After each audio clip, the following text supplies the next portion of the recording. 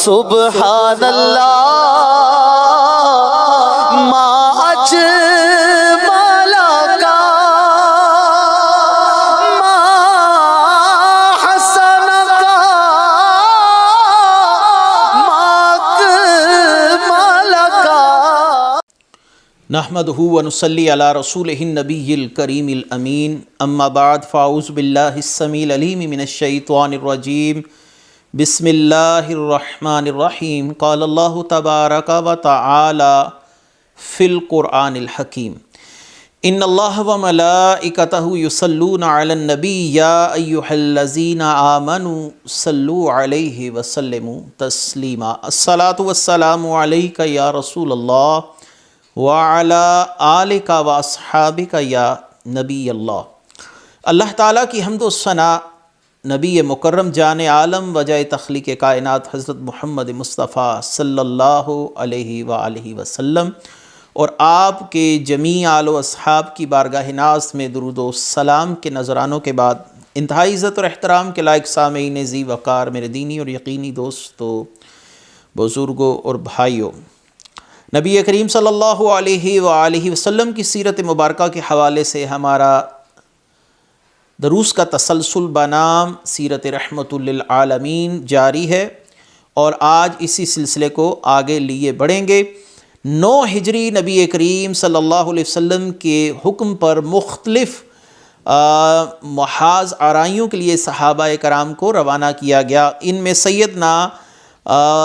سریہ القبہ بن مجزر اور اس کے بعد سیدنا علی کرم اللہ وجہ الکریم کو قبیلہ تہ کہ ایک بت جس کا نام فلس تھا، اس کو تباہ کرنے کے لیے حضرت علی کو روانہ کیا گیا۔ آپ نے گزشتہ درس اس مقام تک سنا کہ حضرت علی رضی اللہ تعالیٰ عنہ نے 150 مجاہدین کے ہمراہ سن 9 ہجری میں رسول اللہ کے حکم پر قبیلہ بنی تہ کے اس بت کو پاش کیا، اور وہاں سے کچھ ایسے افراد کو بھی قیدی بنا کر لایا گیا جو مسلمانوں کے قابو میں آ گئے، اور دیگر افراد جو وہاں سے بھاگ نکلے انہوں نے اپنی جانیں بھاگ کر بچا لی۔ یہاں ایک بات خاص ہے کہ حاتم طائی جو کہ عیسائیوں میں انتہائی سخی سمجھا جانے والا شخص تھا، اس کی بیٹی صفانہ کو بھی رسول اللہ صلی اللہ علیہ وسلم کے سامنے بحیثیت ایک قیدی لایا گیا، اور آپ صلی اللہ علیہ وآلہ وسلم کے حسن اخلاق سے صفانہ نے اسلام قبول کیا۔ یہاں پر صفانہ اور اس کے بعد صفانہ کا اپنے بھائی کو ترغیب دینا، یعنی عدی بن حاتم کو کہ رسول اللہ صلی اللہ علیہ وآلہ وسلم کی اطاعت کرے اور آپ صلی اللہ علیہ وسلم کے مذہب کے مطابق اپنی زندگی ڈھالے، اس حوالے سے آج کے واقعات پیش کیے جائیں گے۔ آپ نے سماعت کیا تھا کہ رسول اللہ صلی اللہ علیہ وآلہ وسلم کے سامنے ان قیدیوں کو پیش کیا گیا۔ یہ سن 9 ہجری ہے، اور 9 ہجری کے اہم واقعات کے حوالے سے ہم اپنی گفتگو چلا رہے ہیں۔ قبیلہ بنو تہ عرب کے مشہور قبائل میں سے تھا، اور اس قبیلے کی شہرت کی سب سے بڑی وجہ حاتم طائی کی سخاوت اور اس کی فیاضی تھی۔ اس قبیلے کے نام کو 4 دانگ عالم میں جانا جاتا تھا، یعنی ہر طرف اس قبیلے کی اگر شہرت تھی تو وہ بوجہ حاتم طائی تھی۔ حاتم طائی کے مرنے کے بعد اس کا بیٹا عدی بن حاتم وہ اپنی قوم کا سردار مقرر ہوا۔ وہ اسلام قبول کرنے کا واقعہ خود کیسے بیان کرتے ہیں؟ علامہ ابن حشام نے اپنی سیرت کے اندر، یعنی سیرت ابن حشام میں، اس واقعے کو پورا تفصیل کے ساتھ بیان کیا۔ اب واقعہ سماعت کیجئے کہ عدی بن حاتم کہتے ہیں کہ عرب کے دوسرے غیر مسلم بھی رسول اللہ صلی اللہ علیہ وسلم کو سخت ناپسند کرتے تھے، اور رسول اللہ صلی اللہ علیہ وسلم کو سخت ناپسند کرنے والے افراد میں اگر کوئی شخص اول نمبر پر تھا تو وہ میں تھا، یعنی میں رسول اللہ کو سخت ناپسند کرتا تھا، اور میری ناپسندیدگی کی کئی وجوہات تھیں۔ ان وجوہات میں ایک تو یہ تھا کہ ایک تو میں اپنی قوم کا سردار ہوں، رئیس ہوں، میرا مذہب عیسائیت ہے، اور میں حضرت عیسیٰ علیہ السلام کا امتی ہوں، نیز میری قوم مجھے اپنی آمدنی کا 1/4 حصہ پیش کرتی تھی۔ یعنی اگر ایک شخص 100 روپے کما رہا ہے تو وہ 25 روپے جو ہے اپنے سردار یعنی عدی بن حاتم کو اپنی آمدنی میں سے پیش کرتا تھا۔ لہٰذا عدی بن حاتم نے کہا کہ میرے دل میں یہ خیال آیا کہ مجھے کسی نئے مذہب کو قبول کرنے کی کیا ضرورت ہے، لیکن پیغمبر اسلام حضرت محمد مصطفیٰ صلی اللہ علیہ وسلم کی فتوحات، اسلام کی کامیابیوں کے چرچے یہ وقتاً فوقتاً مجھ تک پہنچتے رہتے تھے، جس کی وجہ سے میرا دل خائف رہتا تھا کہ رسول اللہ صلی اللہ علیہ وسلم آج نہیں تو کل ہمارے اس قبیلے پر حملہ کریں گے اور ہمارے دیگر افراد کو بھی قیدی بنا لیا جائے گا۔ لہٰذا میں نے اپنے ایک غلام کو اس بات کے لیے تیار رکھا کہ ایسے گھوڑے اور ایسے اونٹ تیار رکھے جو بھاگنے کے اندر برق رفتاری کا معاملہ رکھتے ہوں، یعنی تیز رفتاری سے بھاگتے ہوں، تھکنے والے نہ ہو۔ میرے غلام نے مجھ سے سوال کیا کہ ایسے اونٹ اور گھوڑے رکھنے کی آپ کو ضرورت کیوں پیش آئی؟ تو میں نے کہا کہ جس دن مجھے خبر ملے گی کہ مسلمان قبیلہ بنی طے کی طرف آ رہے ہیں تو میں اپنے بیوی بچوں کو لے کر یہاں سے بھاگ نکلوں گا۔ اور ہوا بھی ایسا ہی کہ ایک دن وہی غلام بھاگا بھاگا میرے پاس آیا اور اس نے مجھے خبر دی کہ ہمیں خبر ملی ہے کہ رسول اللہ صلی اللہ علیہ وسلم کے اصحاب اس قبیلہ بنی طے کی طرف پیش قدمی کر رہے ہیں اور وہ جلد ہی ہم تک آ پہنچیں گے۔ لہٰذا میں نے اپنی زوجہ اور اپنے بچوں کو لیا اور ملک شام کی طرف دوڑ لگا دی، کیونکہ ملک شام میں بہت سے عیسائی تھے جو میرے ہم مذہب تھے۔ لہٰذا میرے دل کو یہ اطمینان تھا کہ مجھے وہاں جا کر امان مل جائے گی اور مجھے کسی قسم کا کوئی خطرہ نہیں پیش آئے گا۔ لہٰذا میں جلد بازی میں اپنی بیوی اور اپنے بچوں کو لے کر ملک شام کی طرف بھاگ نکلا، لیکن جلد بازی میں اپنی بہن صفانہ بنت حاتم طائی کو اسی مقام پر چھوڑ گیا۔ رسول اللہ صلی اللہ علیہ وسلم کے اصحاب جب یہاں پہنچے، یہ وہی اصحاب تھے جو حضرت علی رضی اللہ تعالیٰ عنہ کی قیادت میں قبیلہ بنی طے کی طرف روانہ کیے گئے تھے اور جنہوں نے یہاں پر آ کے بت فلس کو توڑا تھا۔ حضرت علی رضی اللہ تعالی عنہ اور دیگر اصحاب نے یہاں سے جن افراد کو گرفتار کیا ان میں عدی بن حاتم کی بہن اور حاتم طائی کی بیٹی صفانہ بھی شامل تھی۔ لہٰذا ان قیدیوں کو رسول اللہ صلی اللہ علیہ وآلہ وسلم کے سامنے پیش کیا گیا۔ نبی کریم صلی اللہ علیہ وسلم نے میرے ساتھ حسن سلوک کیا۔ یہ آگے صفانہ کا بیان ہے کہ مجھے رملہ بنت حارث کے گھر میں رکھا گیا،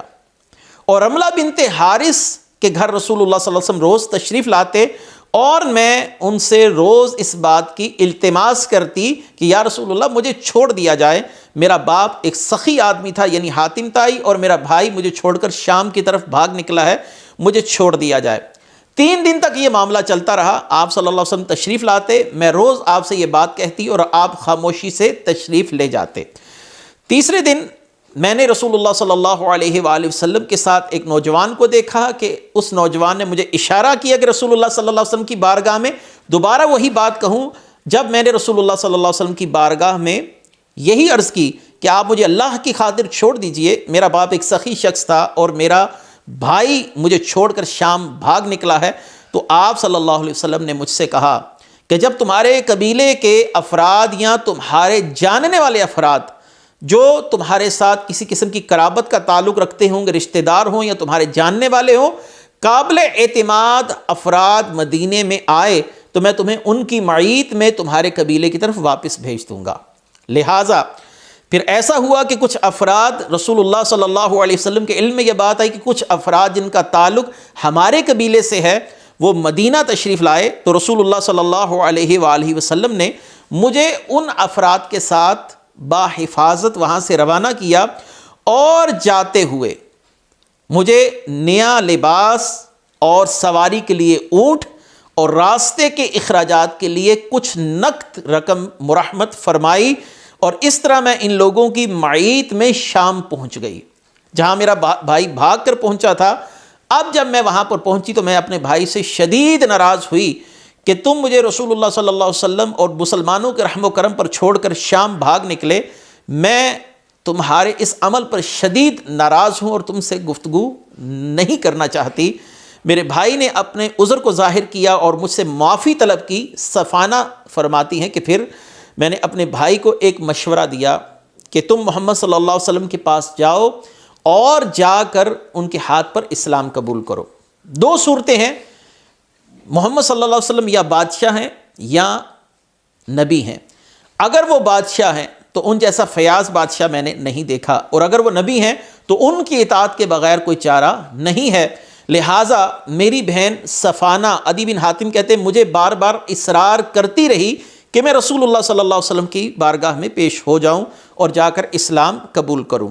لہٰذا میں رسول اللہ صلی اللہ علیہ وسلم سے ملنے کے لیے خود مدینے میں جا پہنچا۔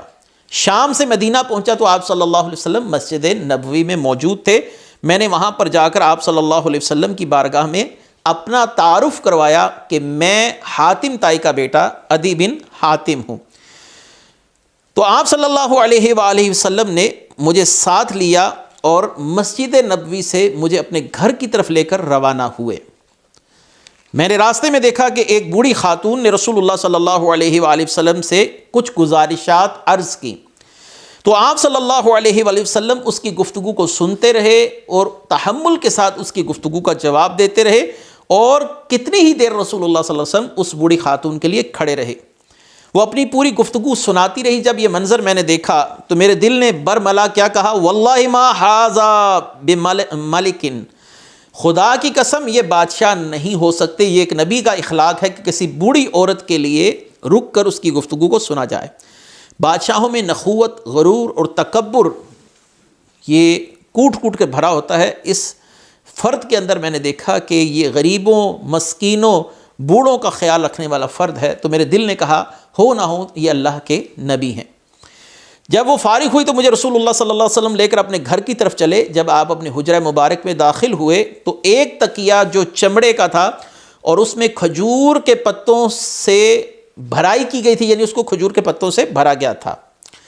تو آپ صلی اللہ علیہ وسلم نے وہ میری طرف سرکایا، یعنی میں اس کے ساتھ ٹیک لگا کر بیٹھوں، تو آپ نے فرمایا اجلس علی ھذہ، عدی اس پر بیٹھ جاؤ۔ میں نے عرض کیا حضور آپ تشریف رکھیے، تو آپ صلی اللہ علیہ وسلم نے فرمایا بل انت، بلکہ تم ہی بیٹھو۔ تو لہٰذا میرے لیے اب کوئی دوسرا چارہ نہ تھا، میں بیٹھ گیا۔ تو آپ صلی اللہ علیہ وسلم میرے سامنے زمین پر، فرش پر بیٹھ گئے۔ پھر میرے دل نے مجھے کہا واللہ ما ھذا بامر ملک،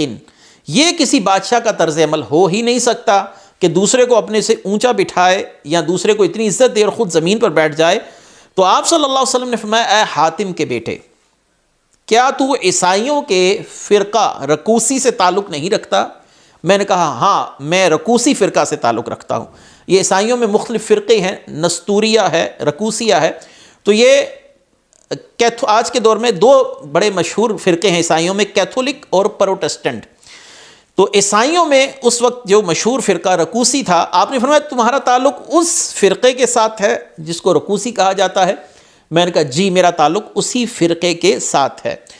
تو آپ صلی اللہ علیہ وسلم نے فرمایا کہ تم اپنی قوم سے غنیمت کا چوتھا حصہ وصول نہیں کرتے؟ میں نے کہا بالکل کرتا ہوں۔ تو آپ نے فرمایا تم یہ جانتے ہو کہ تمہاری کتاب میں یہ حصہ لینا شرعاً جائز نہیں ہے؟ تو میں حیران ہو گیا اور میں نے کہا ہاں یہ بات میں جانتا ہوں کہ عیسائیوں کے دستور کے مطابق کسی کے مال سے چوتھا حصہ لینا صحیح نہیں ہے۔ تو آپ صلی اللہ علیہ وآلہ وسلم کے لیے میرے دل میں آیا کہ آپ اللہ ہی کے رسول ہیں جو ہر بات کو جانتے ہیں اور ہر حقیقت سے آشنا ہیں، آپ پر اللہ نے کوئی چیز مخفی نہیں رکھی۔ تو آپ صلی اللہ علیہ وسلم نے اگلی جو بات کہی وہ بالکل وہی بات تھی جو میرے دل میں تھی۔ آپ صلی اللہ علیہ وسلم نے فرمایا اے عدی، تو اسلام اس لیے قبول نہیں کرتا کہ تیرے خیال کے مطابق اسلام ایک غریب دین ہے، مسلمان غریب ہیں، محتاج لوگ ہیں، اس لیے تم غریب لوگوں کا دین قبول نہیں کرتے۔ پھر آپ صلی اللہ علیہ وسلم نے فرمایا باخدا وہ وقت آنے والا ہے کہ مسلمانوں میں مال و دولت کی اتنی فراوانی ہوگی کہ کوئی قبول کرنے والا نہیں ملے گا۔ یہ رسول اللہ کی پہلی پیشن گوئی ہے عدی بن حاتم کے سامنے، اور یہ رسول اللہ صلی اللہ علیہ وسلم کی بات منون پوری ہوئی۔ یہ رسول اللہ صلی اللہ علیہ وسلم کے علوم غیبیہ سے ہے، آپ کے علم غیب سے تعلق رکھتی ہے یہ بات کہ آپ نے مستقبل میں ہونے والی ایک بات کی طرف اشارہ دیا۔ پھر فرمایا شاید تو اس لیے اس دین کو قبول نہیں کرتا کہ مسلمانوں کی تعداد کم ہے اور ان کے دشمنوں کی تعداد زیادہ ہے۔ اے عدی، ایک وقت آئے گا کہ تو سنے گا کہ مسلمانوں کی تعداد اتنی ہو گئی کہ ایک عورت اپنے اونٹ پر سوار ہو کر قادسیہ سے نکلے گی۔ قادسیہ ایک مقام ہے اور بیت اللہ شریف کی زیارت کر کر اپنے گھر لوٹ جائے گی، اسے راستے میں کسی کا خوف نہیں ہوگا۔ یعنی مسلمانوں کا اتنا روب اور دبدبہ ہوگا کہ ان کی ایک اکیلی خاتون اپنے گھر سے نکلے گی اور قادسیہ سے بیت اللہ اور بیت اللہ سے قادسیہ آئے گی، لیکن اسے کسی شے کا خوف نہیں ہوگا۔ یہ رسول اللہ صلی اللہ علیہ وسلم نے دوسری خبر دی۔ اور آخر میں آپ نے فرمایا اے عدی، شاید تو اس لیے دین قبول نہیں کر رہا کہ تو دیکھتا ہے کہ حکومت و سلطنت غیروں کے قبضے میں ہے، یعنی اشارہ ہے کیسر و کسریٰ کی طرف۔ اس وقت اسلام کے سامنے دو سپر پاورز تھی، ایک رومن امپائر تھی یعنی رومیوں کی حکومت، اور ایک ایرانیوں کی حکومت۔ تو سپر پاورز اس وقت دو ہی تھیں، رومی اور ایرانی حکومتیں۔ تو آپ صلی اللہ علیہ وسلم نے ان قریب تو سنے گا کہ بابل کے قصر ابیض سے لے کر مسلمان اس کو فتح کریں گے، اور کیسر و کسریٰ کی وسیع و عریض مملکتوں پر اسلام کا پرچم لہرا رہا ہوگا۔ یہ تیسری بات تھی۔ رسول اللہ صلی اللہ علیہ وسلم جب بات کرتے جا رہے تھے تو میری آنکھوں سے جو تعصب کا پردہ ہے وہ ہٹتا جا رہا تھا، اور میں نے بخوشی اسلام قبول کیا۔ عدی کہتے ہیں کہ رسول اللہ صلی اللہ علیہ وسلم نے مجھے 3 پیشن گوئیاں کی تھیں، ان میں سے 2 میں نے اپنی آنکھوں سے دیکھ لی ہیں، اور مجھے امید ہے اللہ کی رحمت سے تیسری پیشن گوئی بھی پوری ہو کر رہے گی۔ میں نے اس لشکر میں شرکت کی ہے جس نے بابل کے کیسر ابیض پر اسلام کا فتح کا پرچم لہرایا، اور میں نے اس عورت کو بھی دیکھا جو اونٹ پر سوار ہو کر قادسیہ سے بیت اللہ کی طرف جا رہی تھی، اور اسے طویل مسافت کے دوران کسی کا خوف نہ تھا۔ یہ رسول اللہ صلی اللہ علیہ وسلم کی 2 پیشن گوئیاں جو آپ نے مجھے کی تھی، میں نے اپنی آنکھوں سے دیکھی۔ اور آپ نے فرمایا خدا کی قسم تیسری بات بھی ضرور پوری ہو کر رہے گی، کیونکہ اس امت میں مال و دولت کتنی فراوانی ہوگی کہ کوئی لینے والا نہیں ملے گا۔ یہ ہے حضرت سیدنا عدی بن حاتم رضی اللہ تعالیٰ عنہ کے حالات و واقعات اور ان کے اسلام قبول کرنے کے محرکات۔ عدی بن حاتم کو اسلام میں اس لیے بھی بہت زیادہ اہمیت کی نگاہ سے دیکھا جاتا ہے کہ آپ نے رسول اللہ صلی اللہ علیہ وسلم کے وصال کے بعد بڑے مارکوں میں بڑی ہی بہادری کے ساتھ اسلام کی خدمت کی، جن کا تذکرہ انشاءاللہ العزیز اگر زندگی نے مہلت دی تو ہم انشاءاللہ خلفائے راشدین کے حوالے سے جب گفتگو کریں گے تو اس میں عدی بن حاتم رضی اللہ تعالیٰ عنہ کے حوالے سے گفتگو ضرور کی جائے گی۔ اب یہاں پر سلسلہ شروع ہو رہا ہے اسلام کی سب سے اہم جنگ، رسول اللہ صلی اللہ علیہ وسلم کی زندگی کا آخری مارکہ،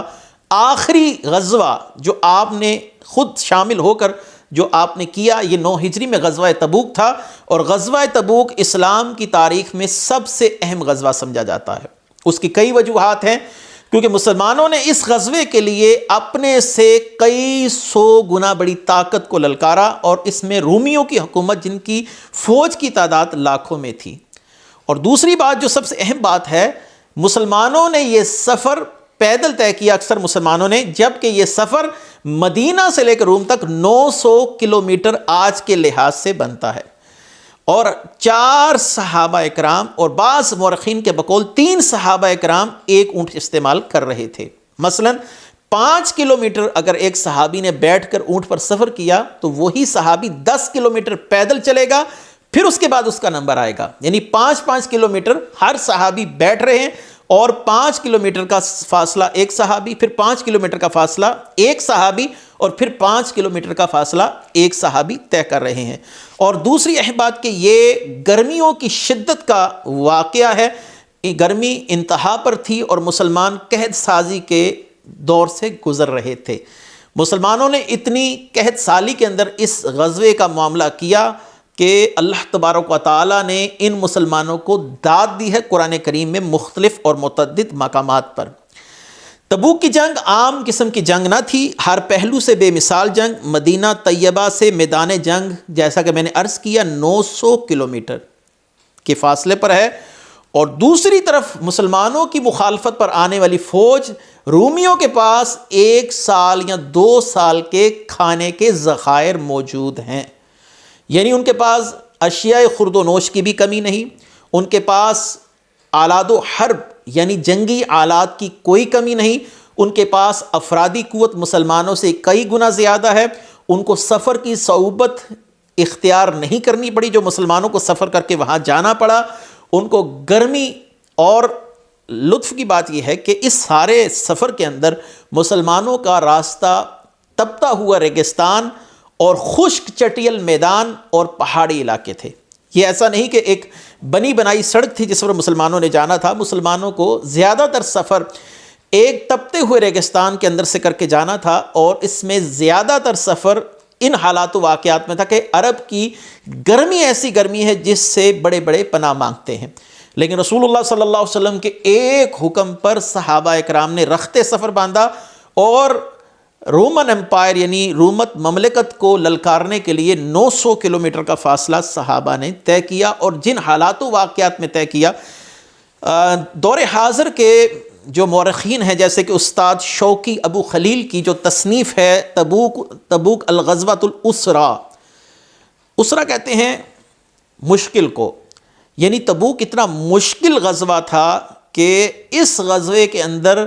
جا رہے تھے جب مسلمان، تو منافقین اس بات پر 100% یقینی طور پر تیار تھے، اور یہ بات 100% یقینی طور پر کہہ رہے تھے کہ مسلمان کبھی بھی یہاں سے فتح یاب ہو کر واپس نہیں آ سکتے۔ ایک مسلمانوں کی تعداد کم، ایک ان کے پاس اسیہ خوردنوش نہیں، ایک طویل سفر، ایک گرمی ہے، اور دوسری طرف رومیوں کی ایک اتنی بڑی فوج جس کا ڈنکا چاروں اطراف میں بج رہا تھا۔ بہرحال اس حالات و واقعات میں نے آپ کو اس کا تھوڑا سا بھی تذکرہ کیا۔ اب آگے چلتے ہیں۔ حنین کے میدان میں عرب کے مشہور قبیلہ حوازن کو شکست فاش دینے کے بعد رسول اللہ صلی اللہ علیہ وسلم نے طائف کا محاصرہ کچھ دن جاری رکھا، یہ آپ سن چکے ہیں پہلے، لیکن اب محرکات کی طرف میں آ رہا ہوں، ابتدائی حالات کی طرف، تو اس لیے میں مختصراً عرض کر رہا ہوں کہ رسول اللہ صلی اللہ علیہ وسلم نے طائف سے بعض مصلحتوں کے پیش نظر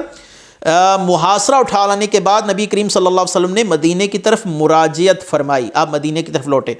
مدینہ طیبہ آپ صلی اللہ علیہ وآلہ وسلم تشریف لائے تھے کہ آپ صلی اللہ علیہ وسلم کو یہ اطلاع ملی کہ رومیوں نے شام میں لشکر جرار اکٹھا کر لیا ہے۔ رومی حکومت مسلمانوں کے خلاف ایک بہت بڑا لشکر تیار کر رہی ہے، اور وہ مدینہ طیبہ پر حملہ کرنے کے لیے تیاریاں پکڑ رہے ہیں۔ ان کے متعدد فوجی دستے بلقاء کے شہر تک پہنچ چکے ہیں، یعنی انہوں نے پیش قدمی کی اور وہ مدینے کی طرف چل پڑے ہیں۔ بلقاء کا شہر جو ہے یہ رومیوں اور مدینہ کی طرف درمیان میں ایک شہر ہے، تو رسول اللہ صلی اللہ علیہ وسلم نے یہی پسند فرمایا کہ ہم مدینے سے باہر جا کر بلکہ رومیوں کو یہاں پہنچنے سے پہلے وہاں پہنچ کر ان کے ساتھ جنگ کریں۔ تو آپ صلی اللہ علیہ وسلم کو یہ خبر ملی کہ متعدد فوجی دستے بلقاء کے شہر تک پہنچ گئے ہیں، وہاں انہوں نے پڑاؤ ڈال لیا ہے، اور یہ افواج جنگی مشقوں میں مشغول ہیں، مسلمانوں کے ساتھ کس طریقے سے نپٹا جائے۔ شام میں جن عربی قبائل نے عیسائیت اختیار کر لی تھی، وہ ہر وقت کیسر تھا بادشاہ روم کا، اس کو اکسا رہے تھے کہ وہ بلا تاخیر مسلمانوں پر حملہ کرے اور دین اسلام کا ہمیشہ ہمیشہ کے لیے خاتمہ کر دے۔ ان عیسائی قبائل کے ابھارنے پر کیسر کا ذہن یہ بن چکا تھا کہ مجھے مسلمانوں کی حکومت کو کچل دینا چاہیے اور مدینے تک ان کو محدود رکھنا چاہیے، یا مدینے سے بھی ان کا اثر ختم کر دینا چاہیے۔ اگر مسلمانوں کو مزید مہلت مل گئی، ان قریب وہ اتنی بڑی طاقت بن کر ابھریں گے کہ وہ ملک شام، مصر، روم اور ہر جگہ ان کے پرچم لہرانے لگیں گے۔ لہٰذا انہوں نے کیسر کو برانیختہ کرنے کے لیے، یعنی اس کو ذہنی طور پر منتشر کرنے کے لیے، اسے اشتعال دلانے کے لیے کچھ ایسی باتیں بھی گھڑنا شروع کر دی کہ وہ مسلمانوں کا آج کل بہت برا حال ہے، آج کل شدید قحط کی صورتحال ہے، اور ان کے سواریاں کثرت سے مر رہی ہیں، اور ایسے حالات میں اگر مسلمانوں پر حملہ کیا جائے تو یقیناً کامیابی ہمیں حاصل ہوگی۔ ایک تو مسلمانوں کی طرف سے ان کے بڑھتے ہوئے قدم، انہوں نے بادشاہ کیسر کے دل میں ایک خطرہ پیدا کر دیا تھا کہ کل مسلمان ہم پر آ کر حملہ کر سکتے ہیں۔ اور دوسرا داعیہ جو میں نے بتایا، دوسری وجہ وہ یہ تھی کہ کیسر کو یہ یقین کروا دیا کہ مسلمان اس وقت قحط سالی کی صورتحال سے گزر رہے ہیں، مسلمانوں کو مارنے کا اس سے بہتر کوئی موقع نہیں ملے گا، لہذا مسلمانوں پر حملہ کیا جائے تو یقیناً کامیابی آسانی سے حاصل ہو سکتی ہے، ہم بڑی آسانی سے ان کا قلع قمع کر سکتے ہیں، اس طرح اسلام کا خاتمہ ہو جائے گا۔ ادھر منصوبہ بندیاں یہ تھی، مگر ادھر نبی رحمت صلی اللہ علیہ وآلہ وسلم عربوں کے کفر و شرک سے زنگ آلود دلوں کو تزکیہ فرما کر انہیں نور اسلام سے منور فرما رہے تھے، اور انہیں اللہ تعالیٰ کی محبت کا جام پلا رہے تھے۔ سلطنت روم کا فرمانروا کیسر اس دین قیم کی مسلسل پیش رفت کو بڑی تشویش سے دیکھ رہا تھا، یعنی اس کو اسلام کے بڑھتے ہوئے قدم کسی صورت بھی گوارا نہ تھے۔ اور دوسرے مسلمانوں کے پے در پہ فتوحات نے کیسر روم کے لیے خطرے کی گھنٹی بجا دی تھی۔ کیسر اب اس بات کو کسی طرح بھی نظر انداز کرنے کے لیے تیار نہ تھا کہ مسلمان جو بڑھتے ہوئے قدموں کے ساتھ میری طرف بڑھ رہے ہیں ان کو نظر انداز کیا جا سکے۔ لہٰذا یہ وہ ابتدائی حالات و واقعات بنے جو غزوہ تبوک کے محرکات بنے۔ آپ نے عدی بن حاتم کے قبول اسلام اور اس کے بعد غزوہ تبوک کے ابتدائی حالات و واقعات اور محرکات کو سماعت کیا، اور صحابہ کرام جن حالات و واقعات میں یہاں سے نکلے، اور آگے چل کر آپ انشاءاللہ العزیز منافقین کے حوالے سے سماعت کریں گے کہ انہوں نے ان صحابہ کرام کے دلوں میں کیسے کیسے وسوسے ڈالے کہ وہ رسول اللہ کے ساتھ نہ جائیں، لیکن صحابہ کرام کے قدم بالکل نہ ڈگمگائے اور صحابہ کرام رسول اللہ کی محبت میں چلے۔